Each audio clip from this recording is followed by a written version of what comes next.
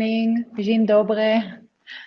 It's great to be here virtually, but I also had the opportunity to visit Wrocław a few weeks ago and to meet Agnieszka in person. So it was really a great experience for me. So good morning, and it's great to see you all. I guess we will give it a few more seconds or minutes until we will start with today's topic. And for this morning, we will start with sales. That in my opinion, it's one of the most, if not the most important topic of it all for startups, no matter which stage they are.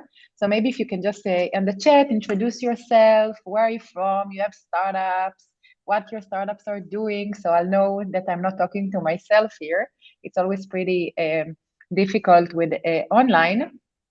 So yeah, feel free to introduce yourself. I'll also write here my LinkedIn, so you can happy to talk to you and stay in touch even after the session. So I'll give it a few more seconds and then we will start.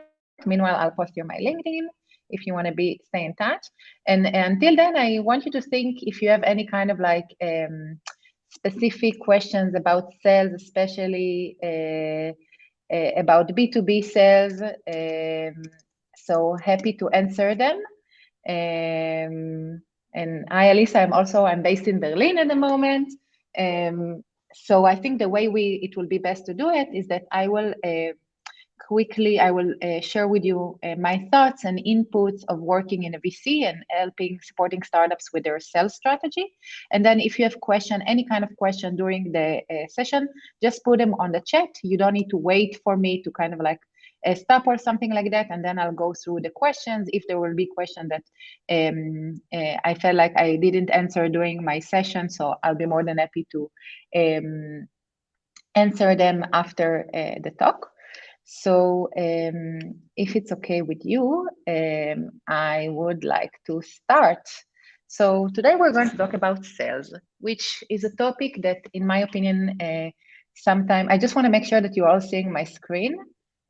Just let me know yes, no, so we'll make sure we're fine. Yes, no, just even write on the chat. Okay, I hope it's fine and you can see that. And basically, sales, in my opinion, is one of the most important topics. And sometimes it sounds very basic. Of course, I mean, you know, we're a startup. We need to sell something in order to attract the kind of like attention of VCs. And we all want to eventually raise money in perfect terms. But I think sometimes people are underestimating this topic. And that's what we're going to talk about today. So before we'll start, few maybe things about myself, so you will know who I am.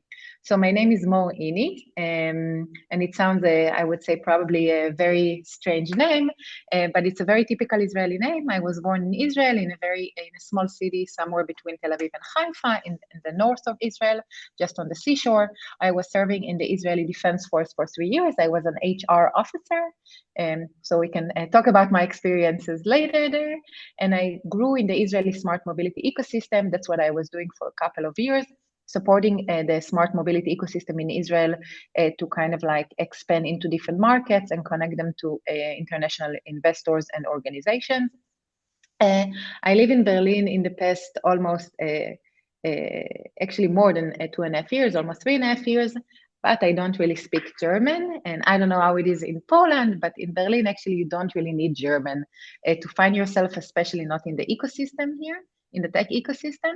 And I'm working at APX, which is a joint venture VC of Axel Springer and Porsche, and I will tell you more about it later.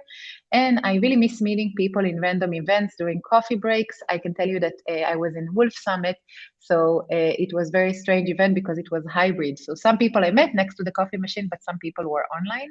And this hybrid format, I think we still need to figure it out. But all in all, I really miss meeting people in person and have those random meetings that can create a lot of good things. So before we'll start, maybe a little bit about APX, who we are, what we are doing, and why if you're an early stage startup, you need to get to know us. So APX is basically, we launched in 2018 as and since then we invested in startups, early stage startups. You probably heard about the Axel Springer plug and play. So that was, and we are kind of like the one continuing it, but more in the format of VC and not an accelerator. One of the most famous investments is N26, already a fintech unicorn. So we are a startup kind of like ourselves, maybe a bit more mature startups now. Each month we invest in early stage founders, and here you can see pictures of some of our founders. We believe that in such an early stage phase, we need to invest in the people. And that's why for us, before we investing, we want to meet the teams, talk with the teams, and to understand that we can really work with them in the long term, because we see ourselves as a long-term partner. And for us, one of the most important things is also diverse teams and mixed teams. And we really appreciate, and we also see that our startups are more successful when they have different people from diverse backgrounds in their team. We invest up to 500K in each startup, up to Series A. We start with kind of like investment of 50K, and then we're doing follow-on. Sorry, I'm doing like that with my hands. The lamp here, I'm in a smart room, and sometimes if I don't move, the light turned off. We invest early stage, but we are doing follow-on investments later with other investors. We even invested in a company based in Poland. So for us, it's something we enjoy doing. Also, the Corona gave us the opportunity to invest all over the world. So you don't need to be in Berlin. You don't need to move to Berlin. We can invest whenever you are. And that's something we're very good at, making quick decisions and investing even without meeting you in person. So far, we are invested, actually, we need to update the numbers, in over 110 startups, different verticals, different industries. Although we are a VC of Axel Springer and Porsche, we do not invest only in mobility or media, but actually in different fields. We do not invest in hardware, and that's something we do not do, but any digital product, consumer product, we will be more than happy to meet and discuss and invest in you. The fund size is 55 million, and we are, as I mentioned, we invested so far in over 100 startups, meaning we invest in 3 to 5 startups per month, so we are very quick in that regard. And of course, follow-on investments. And how is it relevant for you, startups based in Poland? So actually, we build the strategic partnerships with Regia Axel Springer. That's something that was an article published in the Business Insider. We are doing co-investment, POCs. Together, we want to get a better exposure to support the Polish ecosystem and to provide the best value. And we believe best value is not only the money, because money you can get everywhere, but to have smart money, and money that can open the doors for you, and money that can help you sell and scale. And that's what we are here to talk about today. So today we're going to talk about this. By the way, if you have any questions until now about APX and the structure, feel free to put it in the chat. I'll be more than happy to answer that. Happy to answer any question about our investment structure, how we invest, and what requires from you. But I think we should kind of like jump to the most interesting part, and that's sales and how it's related to you, and why you in early stage startup already need to know how to sell, even if it's a dream, even if it's not for now a real product. So this is the agenda for today. What is sales and why it's so important, the 5 essential questions about sales, some use cases, and I have a special bonus for you. I'm very excited, so let's jump right into it. I have a question. What is sales for you? And please feel free to write the number in the chat. A term used to describe the activities that lead to selling of goods and services, calling your parents and ask them to download Zoom, sending an email to your friend with information about this really amazing party. So feel free to put the numbers in the chat. So I want to see, what is sales for you? Is it 1, 2, or 3? How would you describe sales? So I'm waiting for your responses. Don't be shy. There isn't wrong and right. I just want to see how you kind of like how you experience sales from your point of view.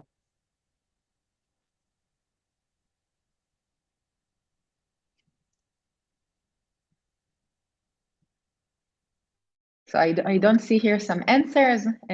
Yes, one. Okay, I think we have some kind of like, most of you believe that sales is this term that used to describe activities that leads to selling goods or services. So actually they are all true. We are selling all the time. Selling is a fundamental human skill which is necessarily for survival. We can sell an idea. We can sell a concept. Hey, mom, dad, please download Zoom so I can talk to you. We can sell interest to our friend. Hey, let's go to this party. It's going to be an amazing party. You should be there. You're going to meet. The music is going to be great. I'm selling something, even if it's not my product, but I'm selling you this idea that the party is going to be amazing and you're going to miss out. Talking about FOMO. FOMO is like selling this idea that somewhere else there is something better. So no matter what you're doing, with whom you are talking, you can kind of like even start with this today. Check out how many times you're selling even without selling your startup.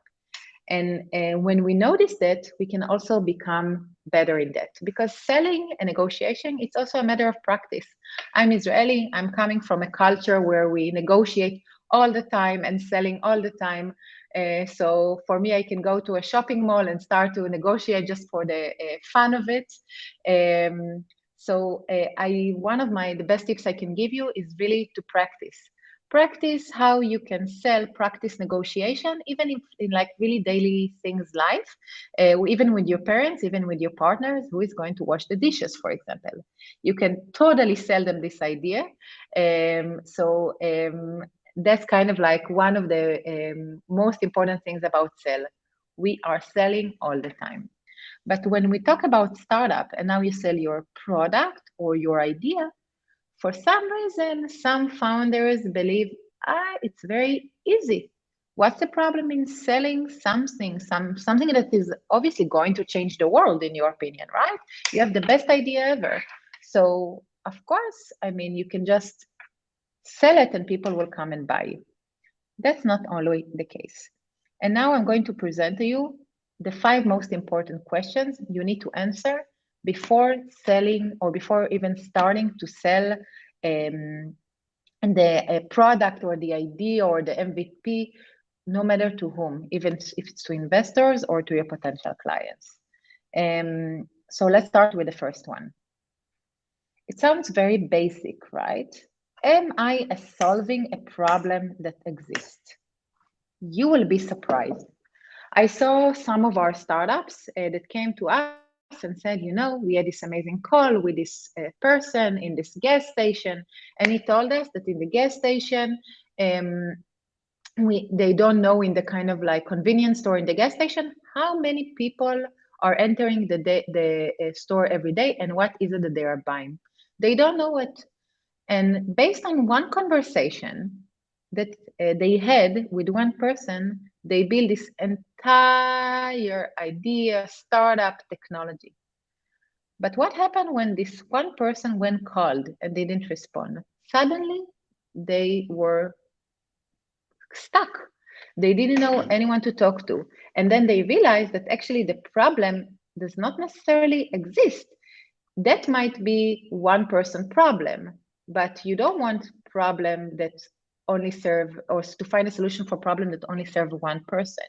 You want to find a huge problem, because based on this huge problem and this huge market, that's how you can raise money. So every time when talking, when kind of like having this idea, always try to understand. And when I say understanding, not to sit and do Google, but to talk to your potential client and to the people that you want to sell it to them.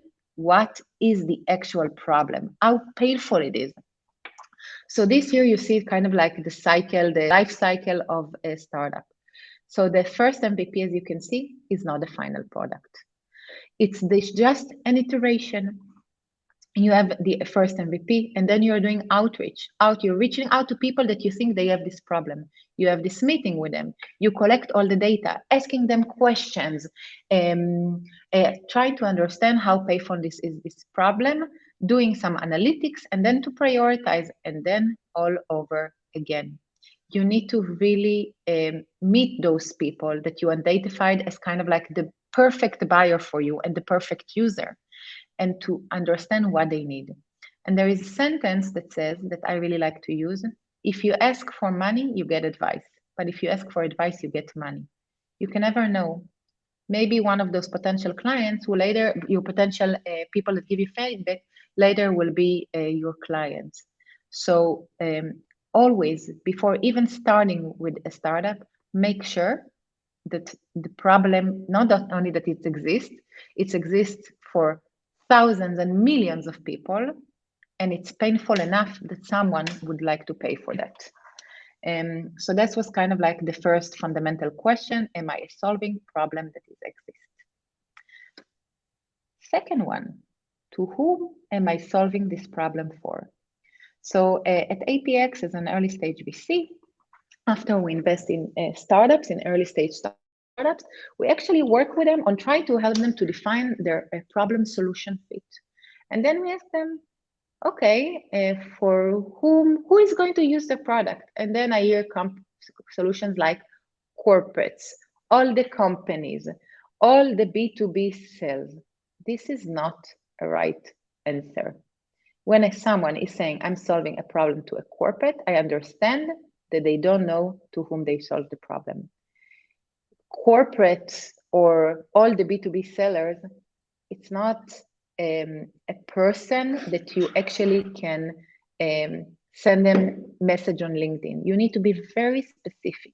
You need to know the customer persona and to whom you are solving this problem. This is how it should look. This is your customer persona. What's the story, the photo, what she believes in, what's her, how you are going to help her to have internal win within the company, what she did before, what's her goal. And here I kind of like, this is a template of how your customer persona, to whom you're solving the problem, how it should look. So you have a photo, and the photo will help you to actually see in front of your eyes who is this person you are solving it. Then there is the title. Julie is the cost-cutting VP of HR and this health group. And this health group, this company, how many people work in this company, where Julia is based, is she is managing other people. The backstory, you need to understand what she is doing. She is the VP of HR in this medical group, headquartered next to Ohio. For several years, she used to work in blah, blah, blah. You can see here a real template. Now, it's not that you have to have one per customer persona, but if you have 3 or 5, you should know them like they're your best friends, because eventually that's what you need to create with especially with your first clients. The demographic identities, in order to kind of like, for example, create targeted mail campaigns, all of those things eventually will help you to define and tailor your go-to-market strategy. It's something you can do only if you know exactly who is your customer persona. Goals and motivation, list of any personal and professional objectives, roadblocks. For example, any questions that these people usually ask. So you will already know what will be the roadblocks in the way you are selling to those people. And you need to figure out what are the stops that achieving those people, your customer persona, to achieve their goal. And then you have sales objections. What are the pain points? And then you have some kind of quote that sum up your persona. And then you can kind of like use it for your emails campaign. And in order to really best understand who is your persona.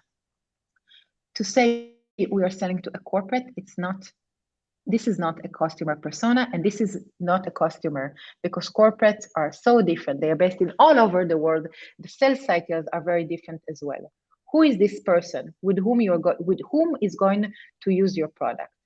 Of course, the person that is using your product not necessarily will be the one that buys the product. For example, think about it if you would be a company that is selling toys for kids. Your customer persona will be, I don't know, a 5-year-old kid, lives in the US and like to play outside with his friends. But eventually you need to convince his parents to buy him the toy. So we need to really differentiate here between to whom are you selling and who is holding the budget.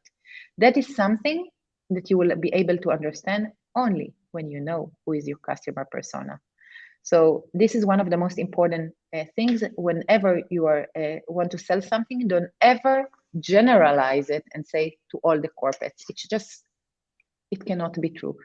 You cannot solve all the problems to all the people in the world. Figure out one specific problem that is relevant for a huge market and be very specific to whom are you selling it. The third one, know your segment. So this is kind of like connects very nicely with the two questions we spoke about before. A segment can be any specific group of people, companies that actually have the same criteria. For example, your segment can be defined by geography, size of company, and industry. So there are different ways to kind of like figure out your segment, but it's exactly that. I mean, you cannot, to say all the corporates, you need to segment them. Okay, am I solving it to a company in the pharma industry that's already using a specific CRM and is 50 to 500 employees? And I know within this company that I'm selling it to the CFO that is in charge of 5 people. Now you need to figure out which other companies have the same criteria. The best way to really understand your segment is this way. If 2 people buy the same product for the same reason, but have no way they could reference each other, they are not part of the same market or from the same segment. And you need to have in mind where those people can meet. For example, all the CFOs of all the pharma companies based in Ohio, in the US, or in Poland will probably meet in a conference, will probably have this kind of like specific workshop or session. Those are people from the same segment. And if you want to target them or tackle them, you will also know where to find them and how to reach out to them. Know your segment. This is one of the most important things.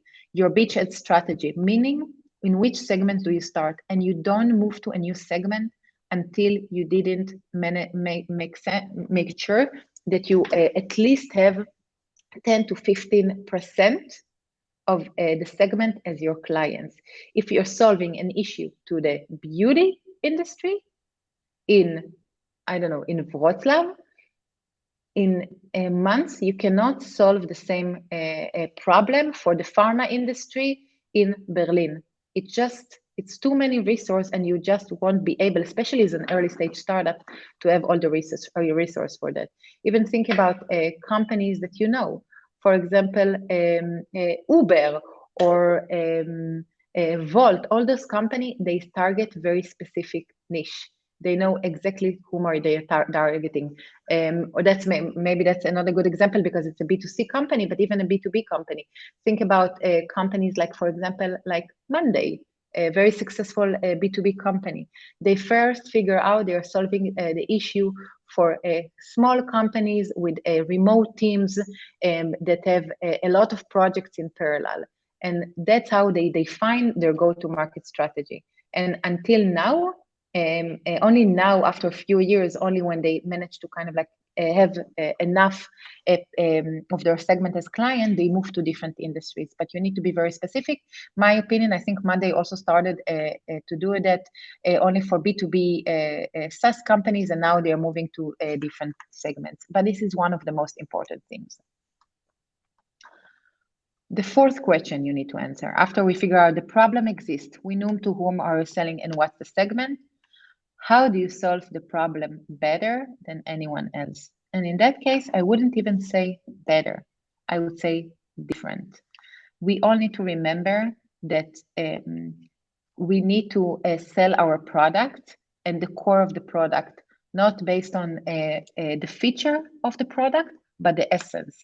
If I'll go to you now and I'll tell you, I have a product that is better than Zoom because I have this feature that can do noise cancellation and reduce the noise, what will it make you think about? It will make you think about Zoom.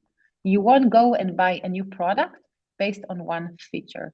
You really need to position your product as a market leader in a specific niche.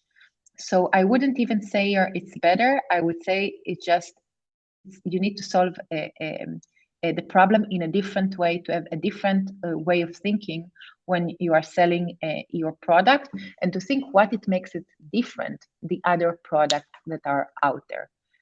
Or if I can say it in a different way, what is your unique selling point? So this is the fourth question that you need to answer. And the fifth one, and that's in my opinion sometimes the most important one, is that your product is not going to sell itself. Sometimes, especially working with early stage startups, I see companies that are coming and they have this amazing product, and they are sitting in their office or studio or garage or whatever it's going to be, and they just kind of like talk about this product and how amazing it is, but they never left their office and talk to their clients. No one will ever know that you have this amazing product, even if you did the best market research, if you won't go out there and sell it.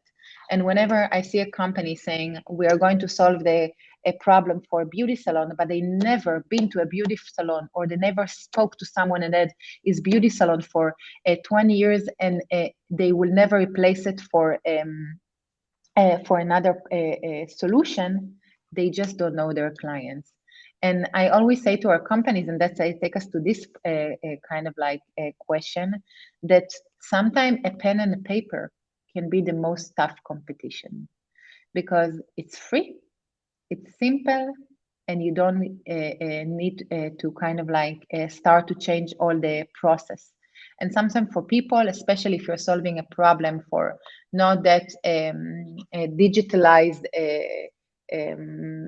or not that tech-savvy audience, you really need to understand and to get to know your clients. And this kind of like the fifth questions actually combine all the things we spoke about until now, because you really need to know your clients, you really need to know their problem and become their best friends, especially for the first few clients.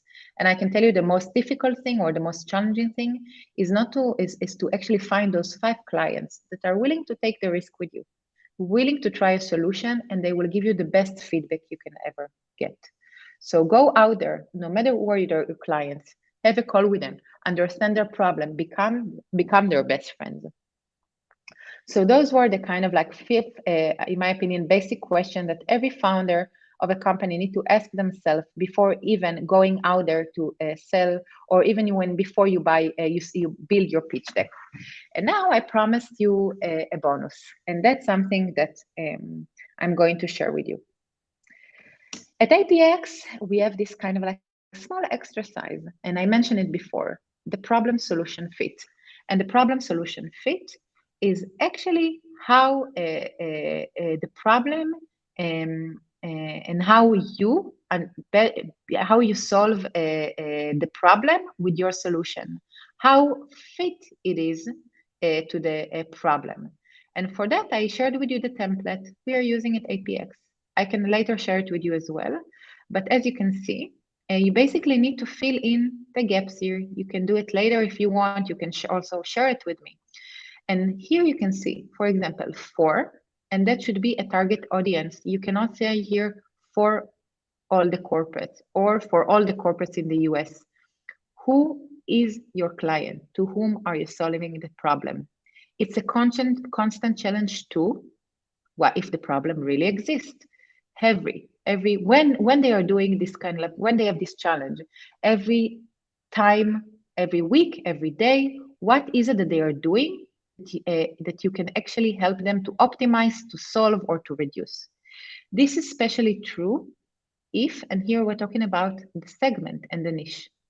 And here the main problem they face, and what is kind of like, to which action it leads, to which kind of like really bad outcome. And this is a severe problem for them. Today, their best option, and here is your competitors, right? But of course. And here it's your time to shine. What is the USP of your product? I really advise you, I can share it later with Agnieszka, to use this template whenever you think you know your clients, and to really make sure that this helps you to put in kind of like this template and the problem you are solving. Now, obviously, sometimes you solve a problem to 3 to 5 different customers. It's totally fine. You don't need to make one for all of them together. You can use this template and to make it as and to understand the problem solution fit to each one of your customer personas. But that's a small exercise we do at APX. With every startup we invest in, we work with them on this problem solution fit and make sure to ask the right questions. This is our only job. We're not here to give answers.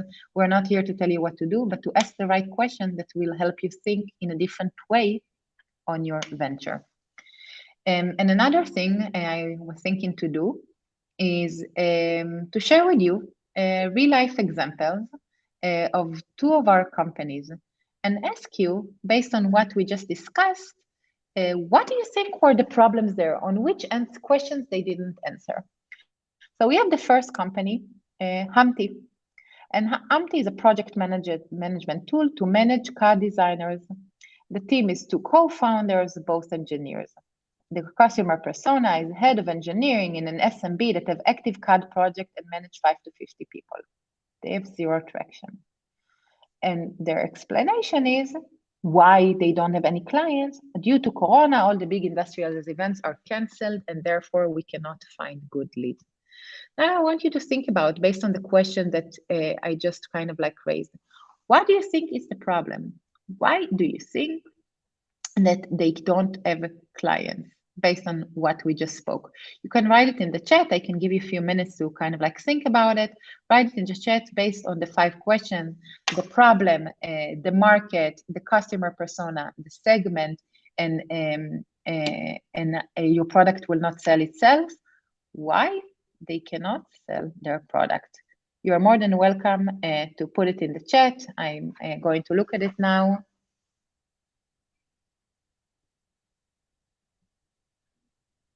From your opinion, what would be your advice for a company like that is telling you, sorry, you know, our clients, they are just not there. We cannot go to any event.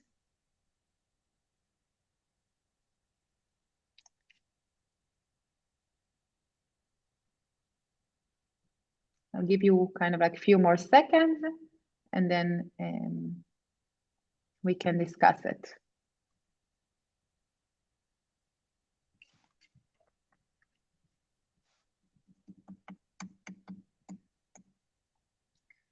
Am I solving a problem that exists? It seems like they're solving a problem that exists, right?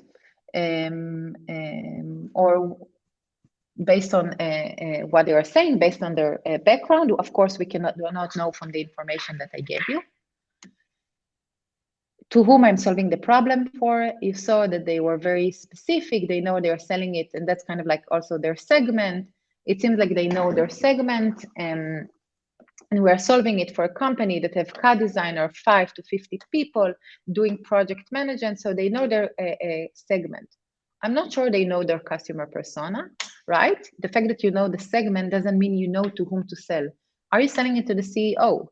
Are you selling it to the head of engineer? To whom are you actually solving this problem? Might be that their entire go-to-market strategy, meaning the cold calls, the campaigns, the website, is just not a good fit for the actual person they're supposed to solve this problem.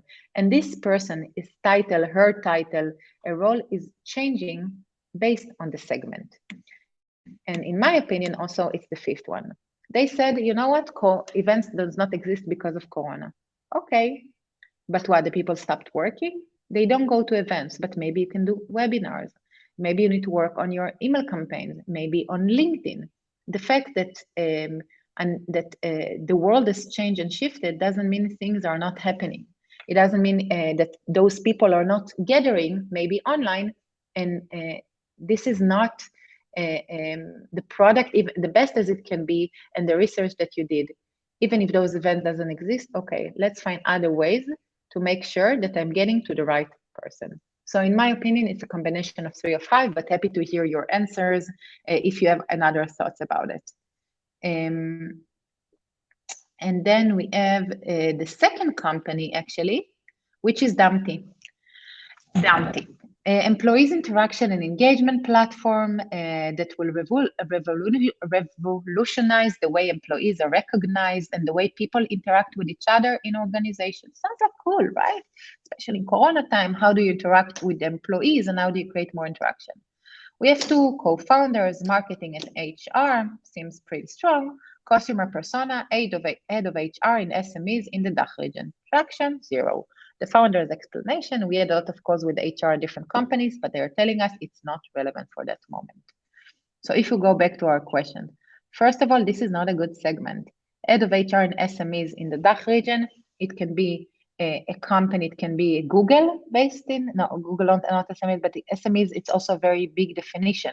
It can be a company of like 10,000 people, it can be a company of 500 people, and there are some Mittelstand that are even smaller. Can you say that the same person in every company, depending on the size, is doing the same thing? Not necessarily. Maybe in this company they have employee branding, and that's their job. So first of all, their customer persona is not targeted, and also their segment is not yet that targeted. What is this SME doing? How big is the company? What is the size of the company? And second of all, maybe they just didn't define this problem correct. If the HR people saying this problem does not exist, it's not relevant for us this moment, maybe the problem simply does not exist, or it's just not painful enough that someone will say, okay, I'm willing to make some changes, transform the entire way that our company is working, and to implement new solution. When you think about it from a company eyes, it's a big hassle. You really need to know that you have some kind of like added value you provide to these companies, and that it will be worth for them to make those changes. So that's kind of like few examples on how those basic questions can really help us on daily life to understand how we can improve our sales strategy and our go-to-market strategy. So those were kind of like 2 exercises. And now I would like to share with you something you can do. This is the bonus time. At APX, we have something that's called Sales Readiness Session, where we invite our startups after they have a clear idea of their segmentation, customer persona, and we ask them all the challenging questions about their go-to-market strategy, inbound, outbound, and how their funnel looks like. And then we have this kind of like a form where we ask them to kind of like, we ask our expert to give their feedback. And this is the feedback, how it should look. And you can also ask your colleagues, or you can train and practice with your colleagues, and to have those things in mind. Clear idea of segmentation and positioning, coherent and focused sales pitch. Try to do a training and to do some kind of game. When you are calling to someone or meeting them, can you explain your solution in 20 seconds? Not the technology part of it, but what is that you are actually providing them, how you're actually solving them this problem, which problem you are solving. If you can deliver it in 30 seconds, it means that your sales pitch is not focused enough. Precise and straightforward idea of the problem you are solving. We spoke about it. Understanding the buying process, how long the sales cycle takes. Do you know that? To whom are you selling? Who is the decision maker? Who signs the contract and wire the money? You need to know all of that. Well-defined team responsibilities. So you want to have a call where you invite all the team members and they have nothing to do with the call. It sometimes sends the wrong message, like the people don't know what they are doing. Measuring and providing product success. What's the feedback from the client? Do they like your product? How much time they are using that?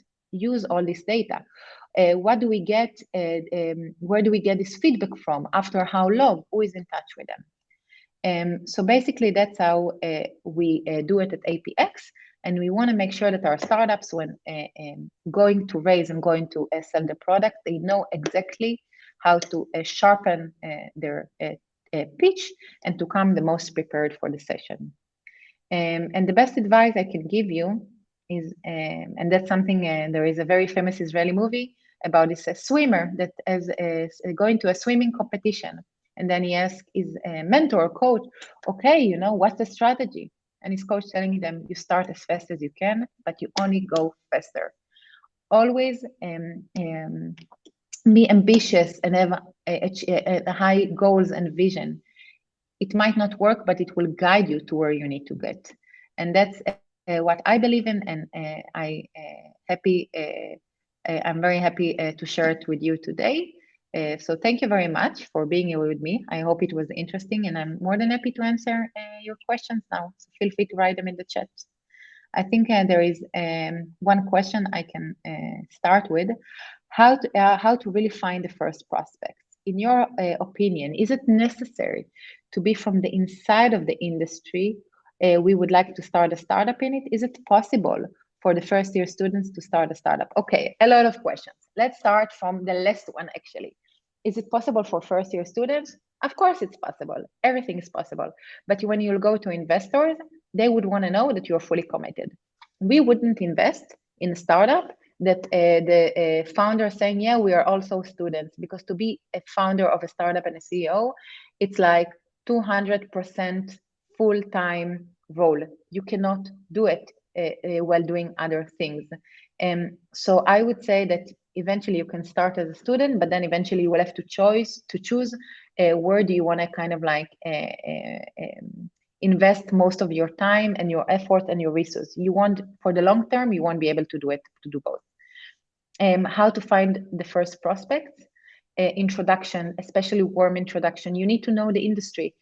Obviously, it's not that you need to have a beauty salon if you want to solve a solution for beauty salons, but that's what I'm saying. You need to knock on doors, get to know your clients, ask for introduction, ask for people, talk to the people, and those people will most likely introduce you to their colleagues. I have this kind of like a motto in my calls. Whenever I want to explore a topic, before I finish a call, I ask for the person I met to which other two people I need to talk with. And then I build a circle and I build some kind of ecosystem of people that can provide me with different perspective and knowledge on this specific problem. You cannot solve a problem if you don't know the ecosystem. You don't need to work there, but you really need to understand the different players and the structure of it. Second one, this is not an explanation. Environments for clients and businesses change constantly and will keep changing. So businesses that stay flexible can change their environment, stay relevant, especially in the modern world of technology and that's industrialization. So saying no customer shouldn't be acceptable. You're totally right, Marcin, but maybe they just reach out to the wrong customers. That can also be an option.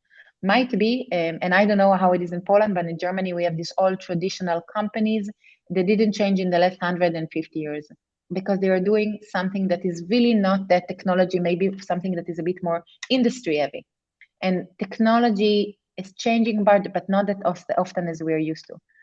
If you know who is your clients, where are they, how to find them, and how to talk in their language, it's not the English or Polish, but which kind of terms you're using, which kind of words that they will feel that you get them, that you understand them.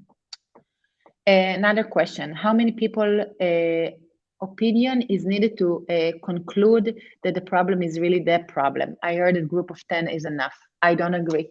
I think a group of 10 is not enough at all. I think you need to talk to hundreds of people sometime and make sure also to kind of like write this down to understand, because you will talk to different people from different companies. You need to put them in some kind of boxes. For example, I talked to an HR person in a company of 500 people based in the US. It's going to be completely different than to talk to HR person working in a 30 people company in Germany. You really need to understand what is your niche, what is your segment, that you are always talking to people working in kind of like similar companies. And based on that, by 10 people, I think it gives you a signal or a sign that you can maybe start to build your product. In my opinion, it's an never-ending process to make sure that the product fits to your needs. But of course, I wouldn't do a research of thousands. You are not academy. I wouldn't do a research of 1,000 people to understand if there is a problem. But what I would do is do a research and to understand that the people that I spoke to, enough people in my segment, and then release some kind of like an MVP or a product that is not 120% ready, and do iterations all the time and make it better. Don't ever wait until your product is 200% ready, because it will never be the case. The worst case, in my opinion, is to release a product and to realize that no one in the market wants it. Those are okay. There is another question. How would you try to sell innovation to get into an already functioning logistics chain where managing people suffer from adversity of changes? I think that this is the most challenging thing, to try to digitalize processes in a companies, old-fashioned companies that don't like changes. This is a problem, and therefore you need to become their friend, someone, the trusted person, someone that they can really rely on, because that's the only way you will be able to really understand the problem and to create some kind of relationship. Eventually, business we do with people, we don't do with companies. So you need to create some kind of like trust. They need to know that once they open the door for you, you are the one that be able to provide them with the right solutions to the problem that they need. So there isn't like wrong or right. It's a lot about A/B testing and trying. But for example, what I would suggest is to create credibility in the ecosystem. Go to industrial competition, make sure you get a prize, write content, do some webinars. So in a way to make sure that they know your name, you're not like a small startup that is coming there and they don't know who is your mother and who is your father. You create some kind of credibility in the specific industry they are at, create some content and talk to them and ask for feedback, ask for advice how to solve the problem.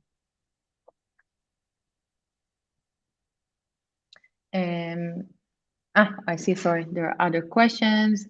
I don't see any more. Okay. Thank you all for being part of it. I hope you find it interesting. Happy to stay in touch. And thank you very much, Agnieszka, and all of you for inviting me. It was a great fun. Bye-bye.